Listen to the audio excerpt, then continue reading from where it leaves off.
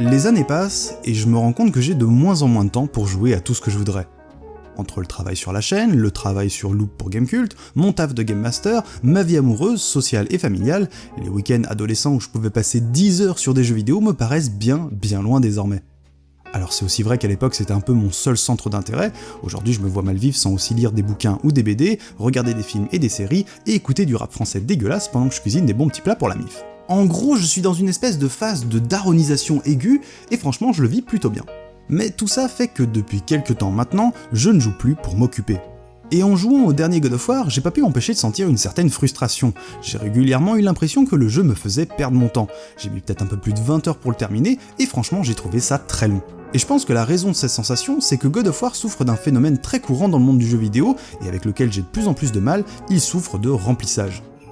Dans ce nouvel épisode, je vais donc essayer d'expliquer un peu plus ce que j'entends derrière cette idée, comment elle s'est manifestée dans la dernière aventure de Kratos, et en quoi ça pose différents problèmes. Pourquoi faut-il en finir avec le remplissage ? Bienvenue dans GND.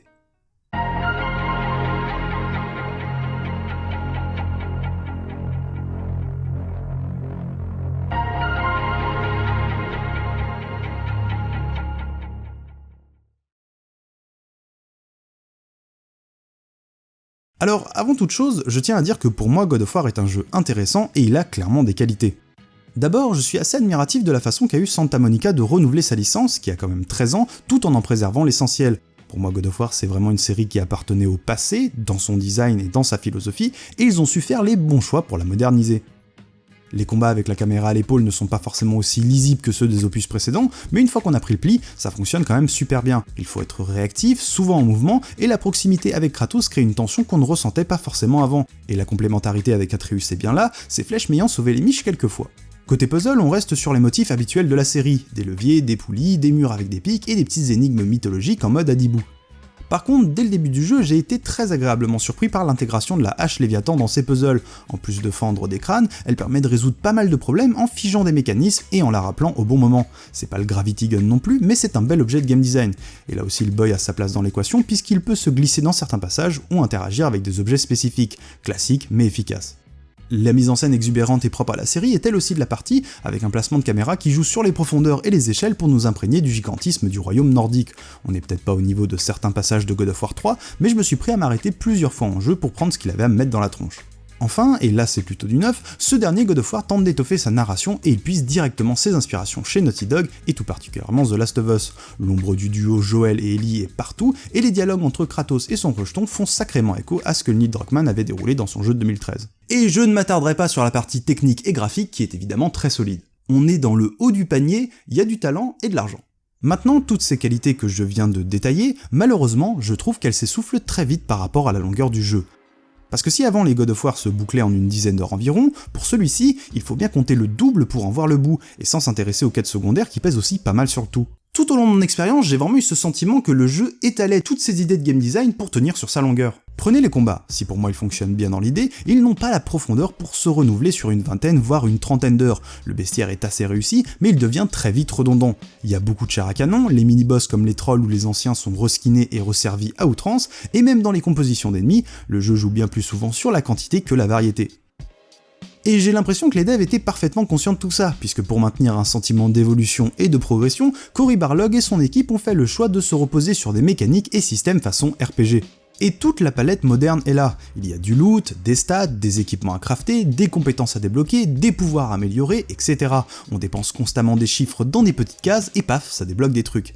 Et il y avait déjà un peu ça dans les anciens God of War, mais c'était particulièrement concis. Il y avait des orbes, 4 endroits où les dépenser, chaque niveau débloquait quelques combos supplémentaires et basta. Là, toutes les possibilités de combat sont individualisées et segmentées dans des arbres de compétences. Alors ok, il y a des vrais trucs qui apportent de la variété, mais il n'y a aucun choix à faire puisqu'on a largement de quoi tout débloquer, et dans les faits, ce qu'il en résulte, c'est qu'une partie majeure du gameplay nous est distillée au compte-gouttes pour tenir jusqu'au bout. Et ça fonctionne, hein, mais je trouve ça très industriel. Et le souci, c'est que ce côté industriel, je l'ai retrouvé dans tous les autres aspects du jeu. Level design, puzzle, quête, tout tombe dans une espèce de redondance constante qui fait qu'après aller 8 heures de jeu, je n'arrivais plus à être surpris tant les grosses ficelles dépassent de partout. J'ai du mal à rester enthousiaste devant des zones qui sont toutes construites sur la même boucle de level design, à base d'un passage bloqué et un détour à faire pour revenir sur ses pas et ouvrir la voie. Le jeu essaie de se la jouer Metroidvania avec des compétences ou items qui ouvrent des portes, mais il est tellement sur des rails que l'exploration devient totalement artificielle.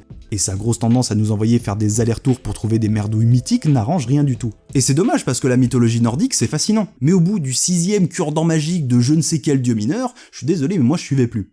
Pareil pour les puzzles, il y en a plein qui sont basés sur le même schéma, et dès que tu rentres dans une salle avec une roue à faire tourner, tu sais que tu vas devoir d'abord faire une bricole, faire tourner la roue, bloquer un truc avec la hache et aller à un endroit avant de la récupérer pour progresser. Au bout de 10 heures de jeu, ça rame déjà un peu. Et enfin, le côté qui me semble le plus souffrir de cette longueur, c'est la narration. Mais là honnêtement, je vois pas comment il aurait pu en être autrement. Vouloir faire un jeu de plus de 20 heures en plan séquence, d'un point de vue scénario, dialogue, ça me semble vraiment très compliqué. Toute l'écriture doit faire un grand écart à s'en péter les ischio-jambiers, et forcément, les dialogues ou passages qui ont un réel impact sur l'arc narratif des personnages sont noyés entre tous ceux qui doivent simplement ponctuer le silence. On est pour moi bien loin d'un The Last of Us qui lui ne durait que 15 heures et se déroulait sur plusieurs temporalités, ce qui est quand même bien pratique pour faire évoluer ses personnages de manière naturelle. J'ai donc vraiment eu le sentiment d'être devant un jeu dont le contenu ne découlait pas de ses idées ludiques ou narratives. J'ai beaucoup plus eu l'impression que ces idées essayaient sans succès de remplir un contenant trop grand pour elles. Et c'est peut-être là que la comparaison avec les anciens épisodes est la moins avantageuse. God of War 3 était une espèce de course à la surenchère, un enchaînement de passages, de mise en scène iconiques qui en font une vraie petite bombe d'épicness. Le jeu nous balance à la tronche tout ce qu'il a en stock et c'est plié. Le nouveau God of War, lui, il a peut-être le même stock, mais il nous le resserre 2 ou 3 fois, et forcément l'impact n'est plus le même. Du coup, c'est bon, t'as fini de t'acharner sur God of War, là? Parce que je te préviens, hein, les commentaires, c'est pas moi qui les gère. Hein. Alors j'ai encore quelques cartouches, mais effectivement, je crois qu'on va s'arrêter là. Ce qui me semble important de noter en revanche, c'est qu'un peu avant la sortie du jeu, Cory Barlog avait communiqué sur le fait que ce God of War allait prendre plus de 25 heures pour se terminer. Et ça, c'est pas anodin, parce que ça veut dire que ce que je considère comme étant la source de tous les problèmes du jeu, pour ses créateurs, c'est aussi un de ses principaux arguments de vente. Et pour moi, c'est là toute la problématique. Finirez-vous un jour Zelda 3 ? Alors on sait tous très bien pourquoi la durée de vie compte encore à ce point dans la culture vidéoludique. Pour toutes celles et ceux qui comme nous ont grandi avec le jeu vidéo, à l'enfance et à l'adolescence, les jeux nous étaient peu accessibles financièrement, et logiquement, on voulait qu'ils nous durent le plus longtemps possible. Les éditeurs, qui s'adaptent forcément à la demande, ont donc avec les années appris à privilégier cet aspect pour avoir des bonnes notes dans la presse et satisfaire leurs clients exigeants. Et il y a donc une espèce de dogme qui s'est construit, entretenu par toutes les parties prenantes de l'industrie, et qui fait que le contenu est célébré comme une valeur absolue. Mais je pense que ce diktat, aujourd'hui, il nuit plus au jeu qu'il ne les sert, parce que si God of War est peut-être le cas le plus récent et le plus criant, je vois plein d'autres jeux solo qui souffrent de cette course au contenu de façon plus ou moins relative. Et même des jeux qu'on aime beaucoup ici. Par exemple, je peux penser au dernier Doom qui traîne un peu la patte dans ces 3 dernières heures, qui aurait pu largement être condensé en une seule. Ou à Okami qui, il faut bien l'avouer, devient réellement lourdingue dans cette dernière partie et recycle à outrance ses boss. Quand j'ai vu que j'allais devoir affronter Orochi une 3ème fois, j'ai juste éteint ma console. Dans un autre style, Persona 5, aussi cool qu'il puisse l'être, aurait certainement pu cutter un bon paquet de dialogues qui ne sont que des répétitions pour être sûr qu'on a bien compris. Je pense être capable de suivre l'histoire sans qu'on me rappelle 8 fois ce que je dois faire. Et Prey manque pour moi d'être un chef-d'œuvre à cause de son passage avec l'invasion des robots qui vient se greffer à l'aventure alors que la dernière ligne droite se profilait devant nous. On doit se farcir un immense détour pour régler un problème qui n'apporte rien à la narration ni au jeu, et ça fait vraiment tâche après tout ce qu'il a mis en place dans sa première quinzaine d'heures. Si on voulait jouer au vulgarisateur, on dirait que tous ces jeux ont des problèmes de pacing.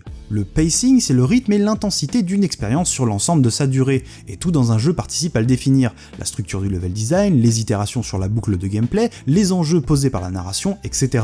Dans n'importe quel jeu, on peut retrouver des phases plus lentes comme des dialogues, des instants de contemplation ou du grind, et des phases plus rapides comme des gunfights spectaculaires, des combats de boss ou des phases de plateforme où il faut rusher pour survivre. Les designers doivent jouer avec tout ça pour nous impliquer et nous donner envie de continuer sans nous dégoûter, et ça peut être très bien fait sur 40 heures comme ça peut être à côté de la plaque sur seulement 10. Et dans les cas des jeux qu'on a mentionnés avant, si leur rythme souffre, c'est parce qu'ils jouent sur des motifs déjà vus sans les entourer de nouveaux enjeux, ou qu'ils créent des ruptures pas forcément nécessaires dans la progression et le renouvellement de leur gameplay.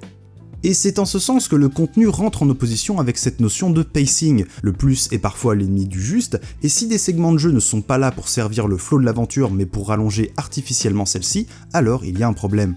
Et le problème est d'autant plus gros que l'argument de la durée de vie me semble de moins en moins pertinent dans le paysage vidéoludique actuel. Jouer aux jeux vidéo aujourd'hui, c'est beaucoup moins cher qu'il y a 15 ans. Les jeux ne sont plus tous vendus à 60 balles, il y a très régulièrement des soldes sur les plateformes numériques, et parfois sur des jeux très récents, il y a des bundles, des free-to-play, bref, une fois passé l'achat du matériel de base, on a quand même largement de quoi s'occuper pour pas tant que ça. À tel point même que la problématique qu'on peut rencontrer, ce n'est pas de ne pas avoir assez d'argent pour jouer à ce qu'on veut, mais de manquer de temps pour terminer tout ce qui traîne dans notre bibliothèque Steam. Allez juste faire un tour sur les stats des succès et des trophées, et vous constaterez que c'est bien souvent moins de 50% des possesseurs d'un jeu qui en ont fini au moins la trame principale.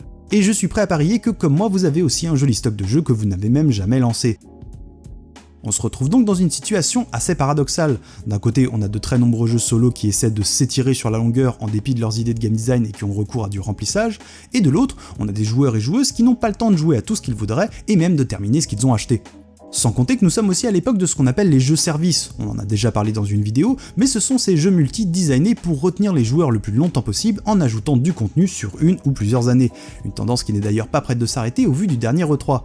Et face à ces dealers de contenu, les jeux solo ont peut-être plus intérêt à s'émanciper de leur durée de vie artificielle et à essayer d'être le plus juste possible. Et encore une fois, ça veut pas dire forcément court. Le dernier Zelda est par exemple assez long, mais comme sa structure est très ouverte, ça fonctionne plutôt bien. Il faut oser la critique du contenu et du remplissage. Si je dois rester devant mon écran, j'aimerais que ce soit parce que le jeu a encore des choses intéressantes à m'offrir, et pas parce qu'on veut juste m'occuper plus longtemps. Et si on veut considérer le jeu vidéo au même niveau que la littérature ou le cinéma, alors nos discours doivent aborder ce genre de problématiques qui ont toujours été présentes dans les œuvres de fiction. Surtout qu'en plus de peser sur le game design et sur notre temps de jeu possible, le contenu pèse aussi énormément sur les épaules des développeurs et développeuses. On entend de plus en plus parler des conditions de travail dans le jeu vidéo et notamment du crunch, ces périodes de labeur intensif qui s'étalent parfois sur plusieurs mois et durant lesquelles les devs enchaînent les heures sup jusqu'à taper dans leurs réserves de santé mentale et physique. Oh, there he is. I think he didn't go home last night. But apparently he has like a little bed over there. So which I'm like, that's not a good thing. I don't want to romanticize it. I know that Tim wants to show how the sausage gets made, and this has been hard. Et les facteurs responsables du crunch sont nombreux, de la culture du travail au business model d'un jeu en passant par le management. Mais il y a aussi que la dictature du contenu amène les studios à élargir ce qu'on appelle le scope de leur jeu, c'est-à-dire leur envergure prévue et leur production. Un cas récent est celui de Pillars of Eternity, où les devs avaient promis une seconde ville si un certain palier de leur Kickstarter était atteint, en espérant que ça allait continuer à faire buzzer le truc. Mais une fois le développement lancé, ce contenu supplémentaire a été très mal vécu par le studio. D'abord parce que ça apportait une énorme masse de taf à abattre alors que la production ramait déjà, mais en plus, ça a posé de nombreux problèmes de pacing au jeu puisqu'il fallait étaler tout le dernier acte. Et ça, on a pu le lire dans Blood, Sweat and Pixels, qui vient de sortir en France et que très sympa. Ceci n'est pas un placement de produit. Et vous imaginez bien que God of War a lui aussi dû passer par de bonnes grosses périodes de crunch pour aboutir à un contenu aussi touffu, ce qui rend les critiques que j'ai pu lui faire d'autant plus tristes. Alors je ne dis pas que s'il avait été plus concis, il n'aurait pas connu de telle phase, parce que comme on l'a expliqué, ça va bien au-delà de ça, mais ce qui est sûr, c'est que comme pour Pillars of Eternity et beaucoup d'autres jeux, ça n'a pas dû arranger les choses pour toute l'équipe derrière. Et voilà donc toutes les raisons pour lesquelles nous pensons qu'il faut essayer d'en finir avec le remplissage et la course au contenu. D'un point de vue purement créatif, cette culture parasite le game design pour l'exploiter plutôt que de le servir. Sur le plan du développement, c'est un des points qui participe à faire de l'industrie vidéoludique un milieu où on ne fait pas de vieux os. Et pour nous joueurs et joueuses, c'est un procédé qui me semble de plus en plus dispensable tant nos expériences se sont diversifiées ces 10 dernières années. Et enfin, une bonne partie de celles et ceux qui jouent aujourd'hui aux jeux vidéo n'ont plus forcément tout le temps qu'ils aimeraient pouvoir y consacrer. Et il serait peut-être logique que les jeux qui de toute façon n'ont pas la prétention de nous occuper pendant des mois délaissent la seule quantité pour se concentrer sur ce qu'ils peuvent réellement nous apporter et qu'on puisse éventuellement les finir. Parce qu'au final, les jeux qui comptent ne sont pas ceux sur lesquels on passe le plus de temps à jouer, mais bien ceux auxquels on pense encore longtemps après les avoir terminés. Merci d'avoir suivi cet épisode, j'espère qu'il vous a plu et qu'il n'a pas trop froissé les fans du dernier God of War. Encore une fois, je l'ai plutôt apprécié, mais je trouve qu'il perd vraiment en intensité dans sa seconde moitié. N'hésitez pas à faire un tour dans la description, on a mis le lien pour le bouquin Blood, Sweat and Pixels qui est vraiment très chouette, et si vous voulez en savoir un peu plus sur le pacing, j'ai mis aussi quelques références. Comme d'habitude, merci aux tipeurs qui financent l'émission, sans vous, GND ça ne pourrait pas exister. On se retrouve, je l'espère, pendant l'été pour un nouvel épisode, prenez soin de vous, et bien sûr, cœur sur vos manettes.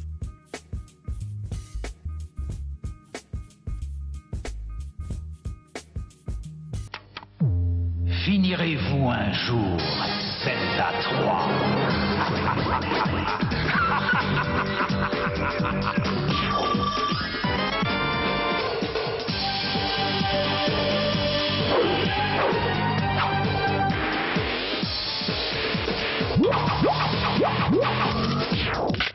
Zelda 3, on croit que c'est fini, mais ce n'est qu'un début.